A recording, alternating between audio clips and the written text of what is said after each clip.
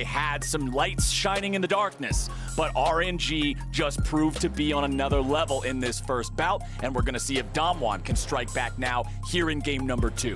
Picks and bans are already underway. It's Thresh. Lucian, of course, was fully expecting this to be banned away in game number 2. It was absolutely oppressive from Cryan there in the mid lane. Varus banned away too, along with Senna, Zoe, and Renekton from the side of RNG. Yeah, Damwon gonna take that one off the table. All right, you got us the first time, you know, okay, you force out the ban, but I don't know if Cryan is gonna get to see the Lucian again after that incredible performance in game number 1.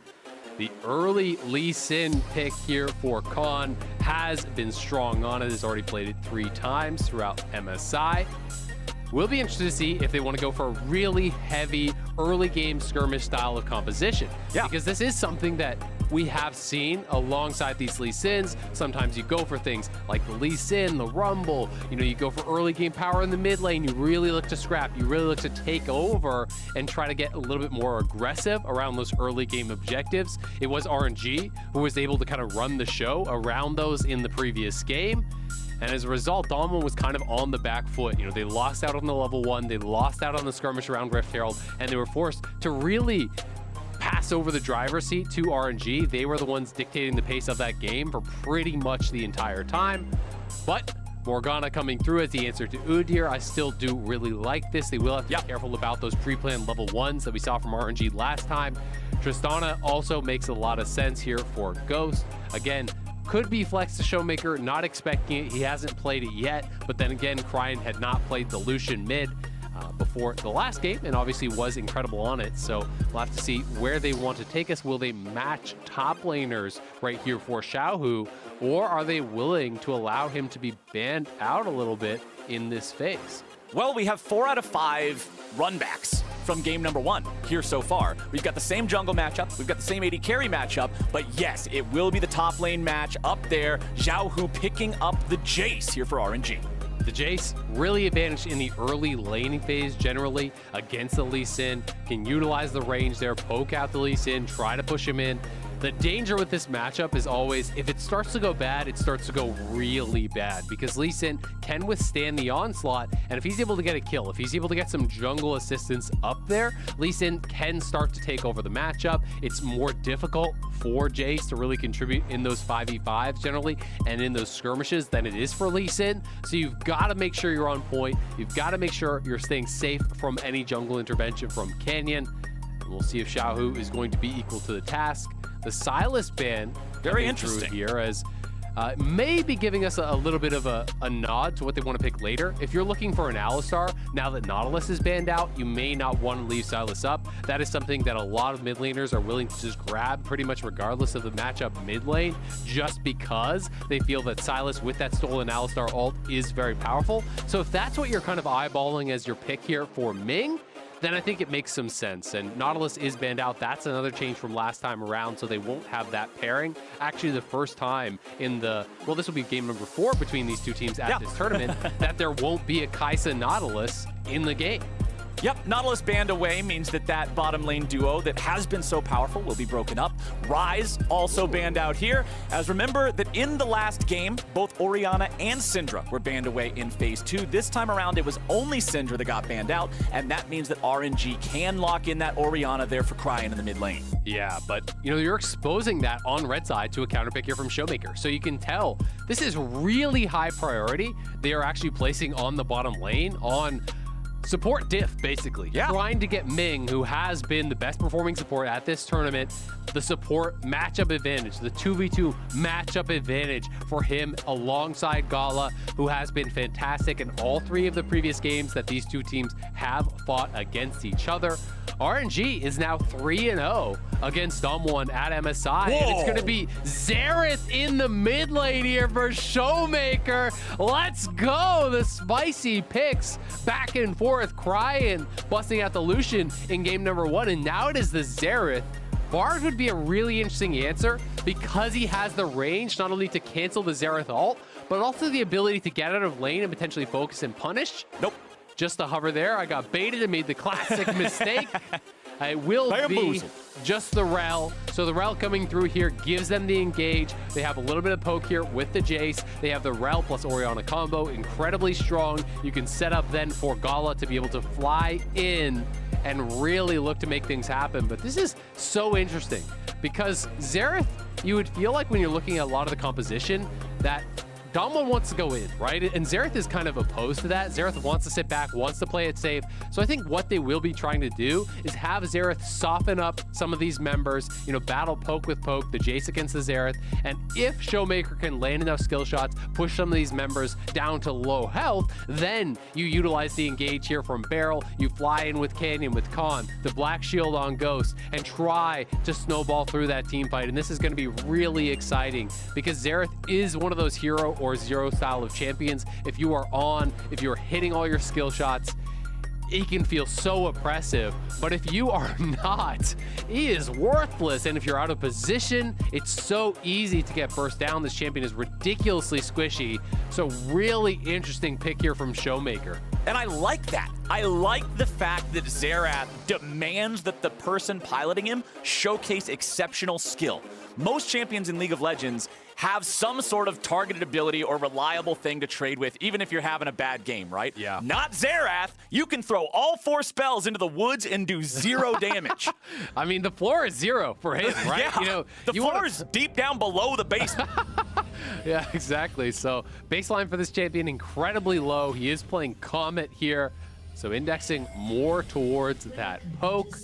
Going to be very, very interesting to see how this does work out. Xiaohu also going Conqueror on the Jace as opposed to the more common Phase Rush, which can help you escape from that Lee Sin and from potential ganks coming in from Canyon. Of course, if you do get hit by that Tempest Cripple, you're slowed down. A lot easier for Canyon to then hit a Binding to try to pressure you a little bit.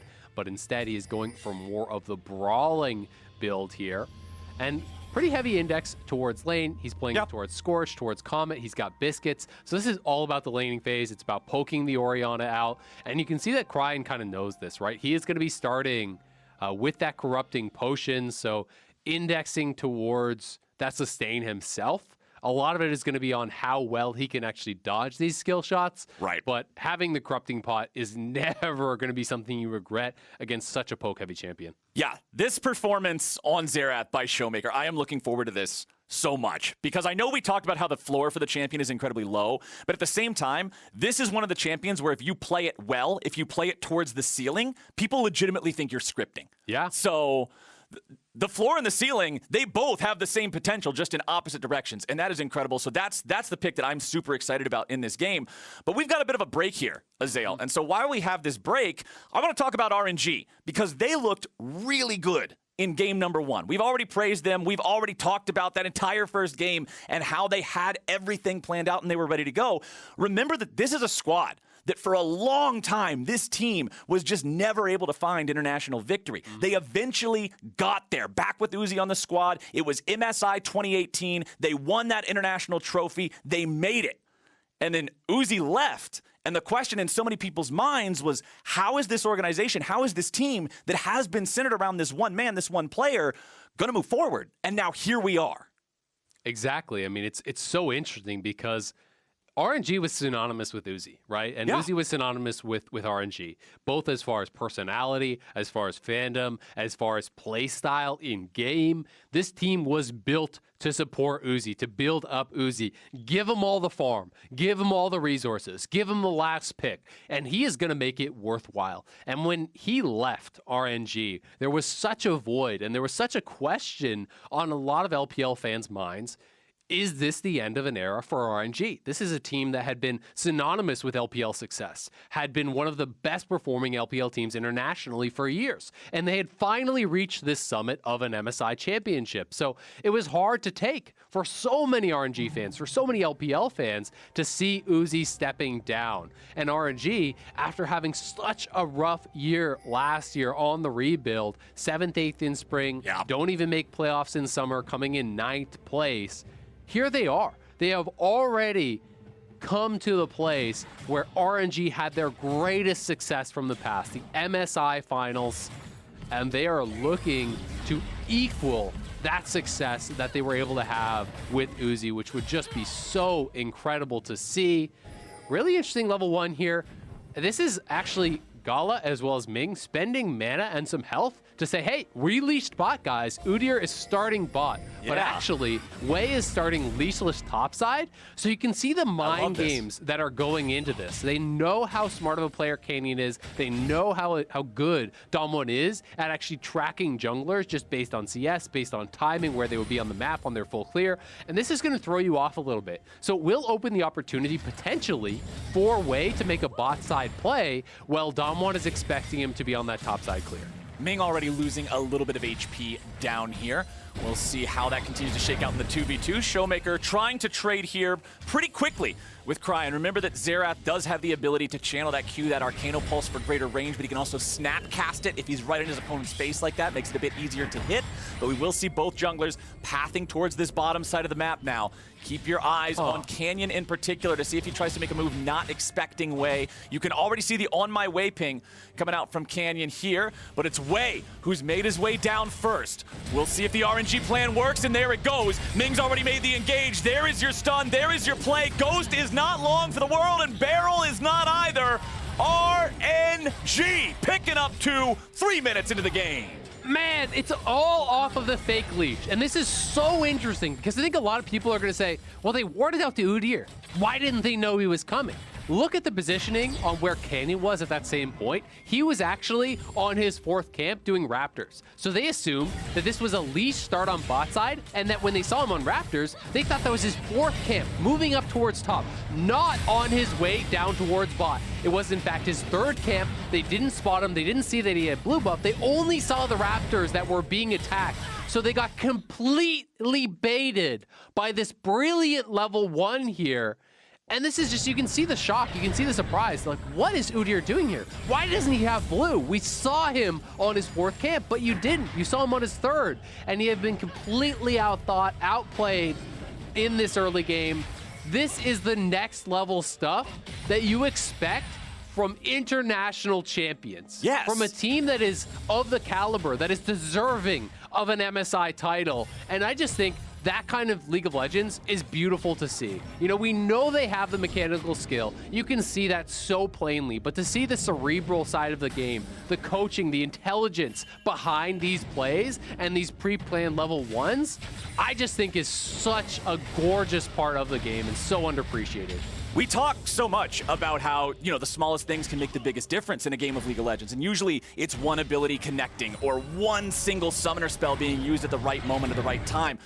But this time, it was just a slight bit of emptiness on a health and mana bar that gave Damwon the confidence to say Udyr's not here. Incredible stuff from RNG. Canyon was going for the full clear. Like I said, I was keeping my eye on him to see if he tried to path bot nice and early to do anything, but when his lane's pushed up, why would he? He doesn't feel the need to protect them. Wei's on, quote unquote, the other side of the map. Just really, really cool stuff there from RNG. Damwon only down about 1,000 there, so they did lose a little bit extra on top of the first blood money, plus the assist money on both of those kills. But RNG are loving how this thing is going early so far. Khan's doing a good job staying even with Xiao Hu in farm up here in the top lane. Generally, breaking even with Jace in farm is always a good sign for a top lane. Yeah, absolutely. I mean, you can go pretty defensive in this matchup. You can go Resolve. You start with the D-Shield. If you're really concerned, you can even put multiple points in the Safeguard to try to really just sustain through any sort of poke. But Khan doing an excellent job. He's down a couple CS, but more of that wave is pushing towards him, I believe.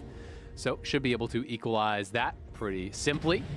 Wei going to be spotted out here. We'll see if they want to try to make any sort of a collapse, but it doesn't look like they're in position to do so. And Canyon just will be going for a recall down on this bottom side.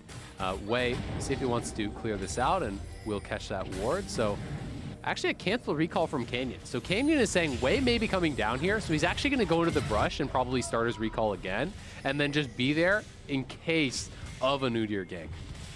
Okay, XP per level on the side of your screen here. We can see solo laners hitting level 6. Xiao Hu is the last one to arrive at that point, but of course for Jace, you don't get an ultimate ability, you just sort of enhance what you've already got. So RNG We'll see how this one continues to move forward for them. Still having that lead about the same.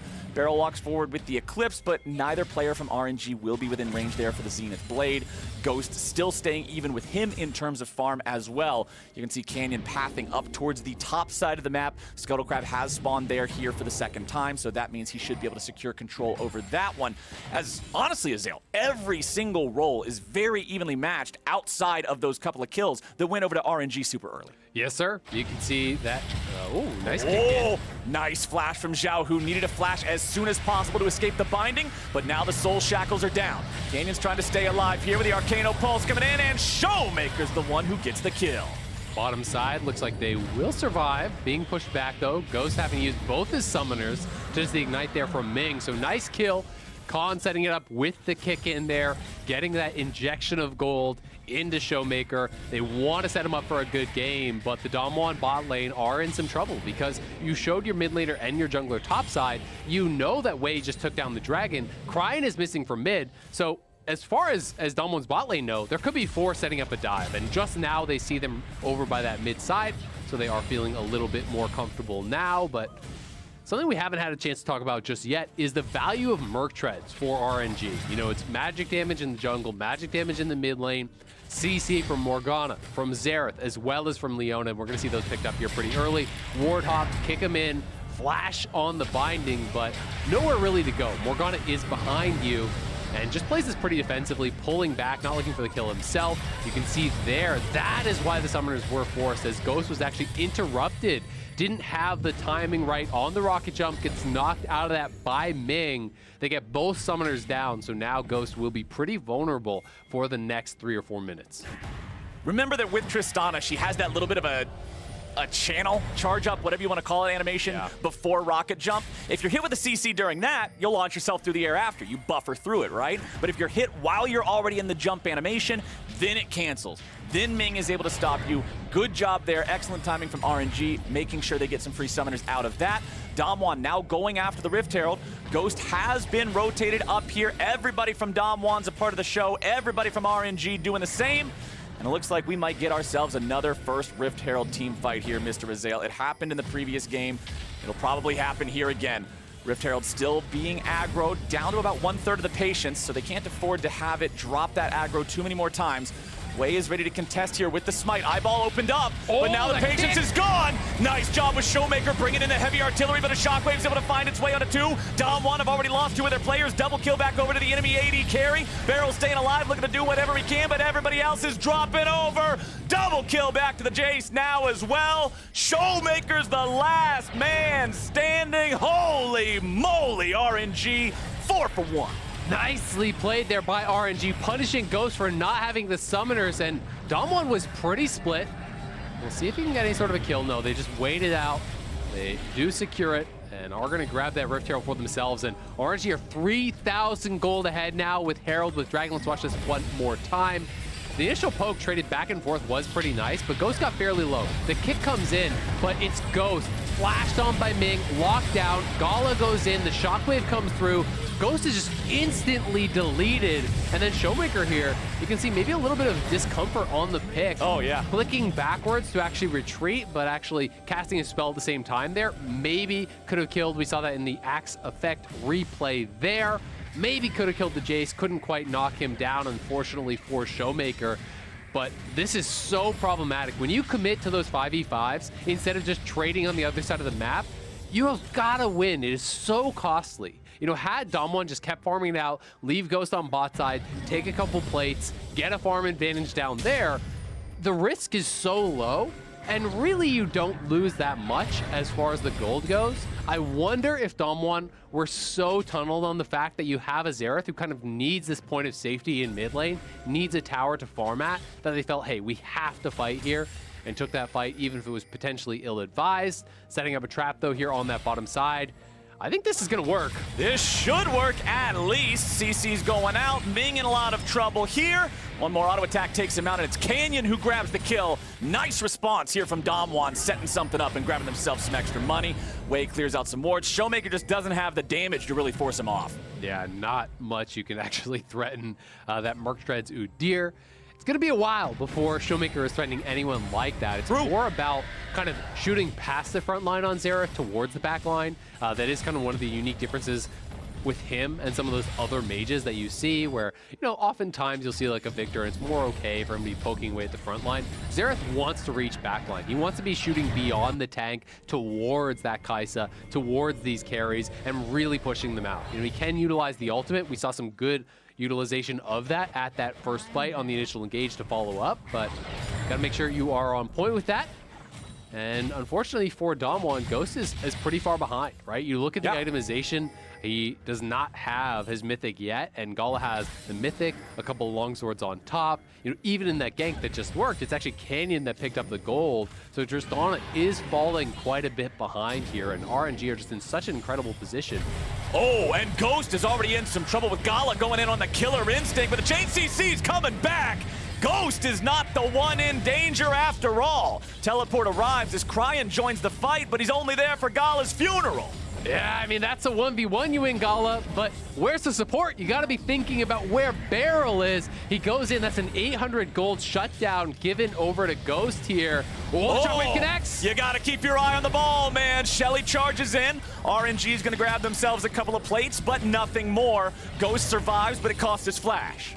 Does cost his flash. Still, all things considered, pretty good for Damwon. Getting that shutdown onto the Tristana was huge. It will still be RNG's Dragon, but it was kind of always going to be, given the state of the game. But Damwon, again, are in that concerning position where you're now facing this question of, do you want to contest at Dragon number 3? Are you willing to again put yourself at what's going to be a second Infernal Soul in a row and put yourself at Soul Point, right? Because they've got to make that hard call. If you show up to that third Dragon and you lose the fight and the Dragon, well, the game is probably sealed from that spot. You know, there's such good engage. There's really good scaling as well on the RNG side. So it's a tough call to make, and one that could potentially decide the series here for Damwon, who are already down a game, who have yet to take down RNG at this event. RNG are going to be building in confidence, building in momentum here in the series. Damwon is doing a good job right now of staunching the bleeding, right? 13.5 minutes into the game,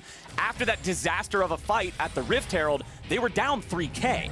They've cut that in half since then, a little bit more than half, I guess, if we're being totally true to the numbers without doing any rounding. But Damwon have to make sure this doesn't balloon any further. Gold leads of a couple thousand mean a lot early on like this. We're not even 15 minutes into the game. RNG already has that Drake lead like you were talking about. It's still very scary for Damwon. This game has to be played very intelligently for them. Otherwise, they're down 2-0, and if they want to win, that situation demands a reverse sweep, and that's so hard to do. It absolutely is, and the LCK and the LPL are no strangers to international competition. These are two teams that have fought each other in international finals so many times. And while the LCK does hold a 3-2 lead as far as those international finals are concerned, it's actually both of the wins coming for the LPL at MSI. They are 2-0 in international finals against the LCK at MSI. And it's actually LCK who has always been coming out on top on Worlds. So it'll be interesting to see if that trend is continuing or if Damwon will be able to buck the trend here and try to claw back in this series. Of course, not that far down in this game, but RNG definitely with the momentum. Yeah, remember that it was a team from the LPL that Damwon had to face in the World Final just last year, but now it's Way coming in, going for the flash into the Bear slap, but he doesn't quite have it. Beryl can walk away thanks to the Black Shield from Canyon, and Damwon will disengage the RNG engage attempt here in bottom lane. They'll trade turrets back up there in the top side. Of course, the turret first blood bonus does go over to RNG. That failed engage actually pretty costly for RNG, because really Khan had no business taking down that turret up on the top side. He doesn't even have to use his teleport. So you actually commit the top lane TP. Yes, Showmaker does match that, but it's 5 members bot for RNG. Khan just stays top, takes down a tower. So all things considered, pretty good, knowing that that tower was always going to go down here pretty shortly, as they had committed the Rift Herald down there. They had really put a lot of resources into knocking it down. And man, Way on this Udyr, 1-0-5, 100% kill participation. This pick is a problem for Damwon. this guy has been having a couple really good games on this. Of course, his team doing everything they can to help set him up, going for that delayed invade in game number 1, doing the bamboozle on the pseudo-fake leash there in game number 2. I really love how they're enabling him and allowing him to play aggressively on this pick that honestly has to play that way to really shine and be effective. Yeah, it absolutely does. And Damwon finally getting some objectives here. They grabbed that Rift Herald for themselves. They lost both the Rift Heralds in the previous game. They lost the first Rift Herald in this game. RNG has been getting all the dragons, so RNG has been just dominating the objective game here. And Damwon will have a chance to utilize that Rift Herald to scrape back some gold and also try to push RNG out of position if they want to fight this next dragon. And I think that they're in a much better spot than they were last game for fighting for this third dragon. They were further behind in gold. You know, the Rift Herald was on the other side. So we'll see if they feel like they can get into a good spot and really set it up. But vision is going to be so critical. You know, how you start these fights is going to be so critical. You want to be first to the objectives, set up the vision, allow Xerath to poke down your opponents as they are trying to enter, right? Xerath doesn't want a committed 100-0 fight. Xerath wants the fight to start when you're already at 50%, when you're already at 30%, because you've been getting hit by those skill shots. So he needs the time to whittle down his opponents, and that is bought through vision control. That is bought by being the first members to the area.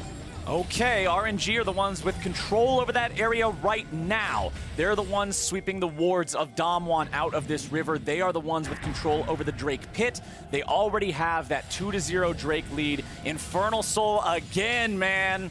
This is so disheartening for Damwon having to deal with this thing back to back against a team like RNG that is so cutthroat, that is so efficient, that is so coordinated. And now they'll move forward. Look at Ming. It's Damwon wanting to get rid of some of this vision here. Ming knows exactly where he's at. He's ready for the flank here. He's ready to be that engage on the Rel. Showmaker will continue trying to throw out some poke wherever, whenever he can.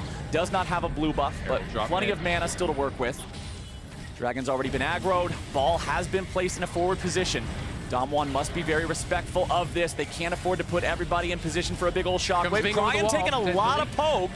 Ming might be ready to go. It's stolen away by Showmaker. That is huge for Damwon. Yeah, they got to back it up now, though, because Ming has his flash. He could look for an engage, and they're split from Showmaker. Here he goes! Everybody's already grouped up, but they do a nice disengage there with the Lee Sin kick. Wei's going to be taken down, and Ghost is grabbing the kill. Khan jumps in now, looking for Xiao Hu, but he's got to be careful. Xiao Hu has the advantage in health there in the 1v1.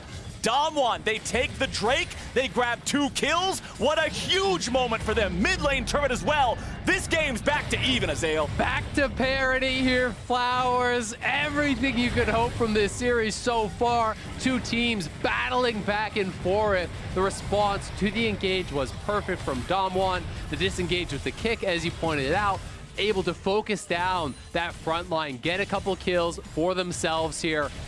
And the game becomes very, very different if you get behind the Xerath. If he can start to really become impressive. He was poking out Brian, as you pointed out, and able to actually land that combo. So much damage coming through from here. The slight mistiming on the smite, enough from Wei for that to be able to go over. And look at Cryan. This is what I'm talking about. You poke past the front line onto the back line. Canyon flashes out. The kick comes through. Ghost is focusing down Wei. It's difficult for the Orianna to position effectively because he's just getting roasted by the Xerath.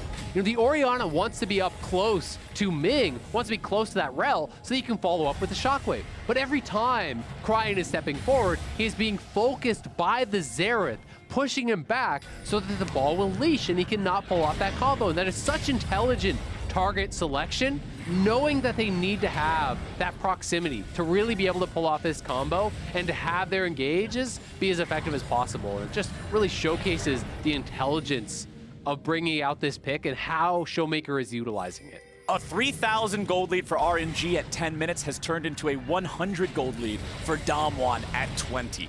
Incredible swing, incredible change of pace here in this game, and we'll see if Damwon is able to continue building that lead now. This is a position that they were never afforded the opportunity to play from in game number 1. RNG never made the mistake. There was never the error of missing the smite in that game that allowed Damwon back in, despite the fact that they had a couple of really good moments, despite the fact that for the longest time, Ghost had no deaths.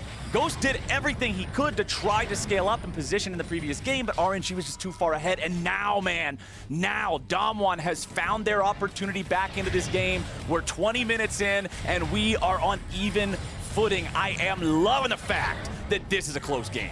Absolutely, and Canyon really getting strong. You know, he's closing in on that second item with the Zonias. You can see Ghost just completed his second item.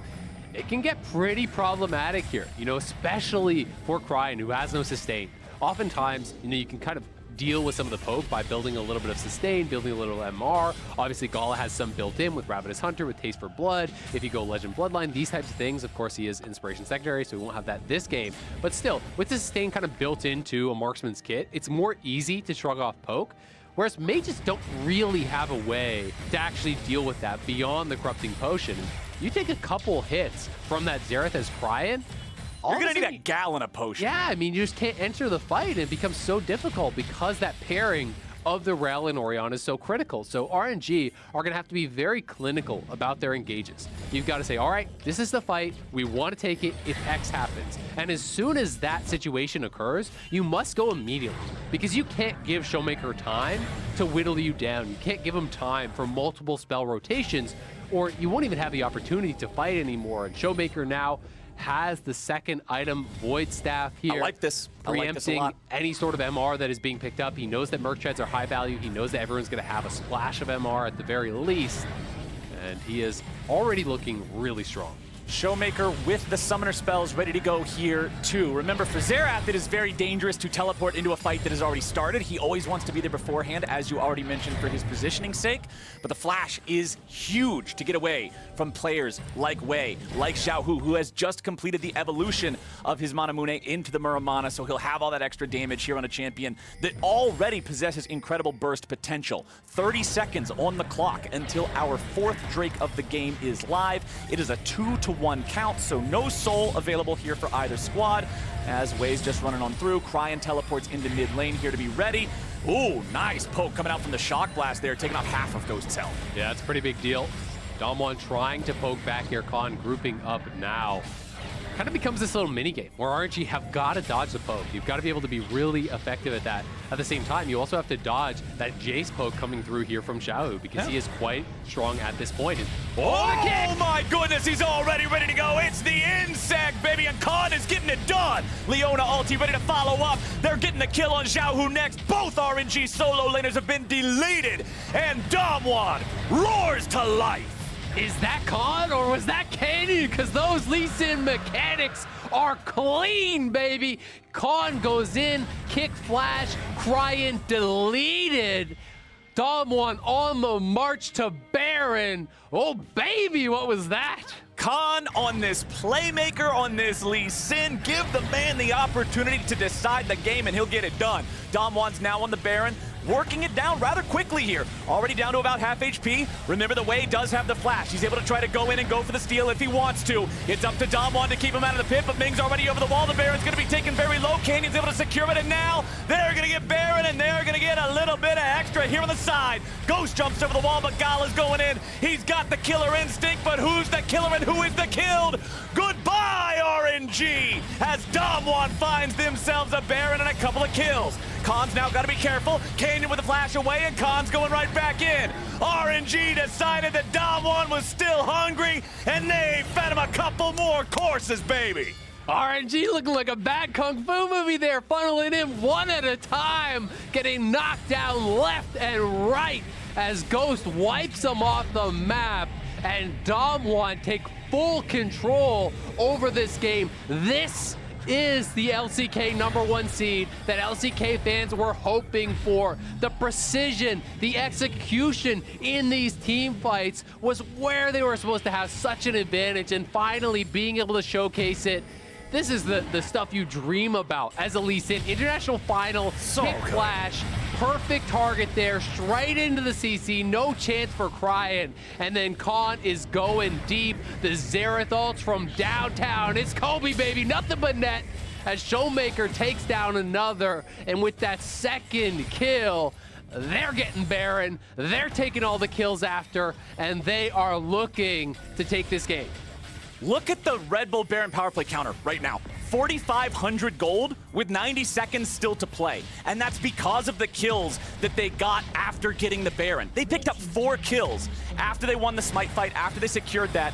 Damwon has so much momentum right now, and with a minute and a half to still use it, to still flex those muscles, RNG has got to be scared about what they've still yet to lose.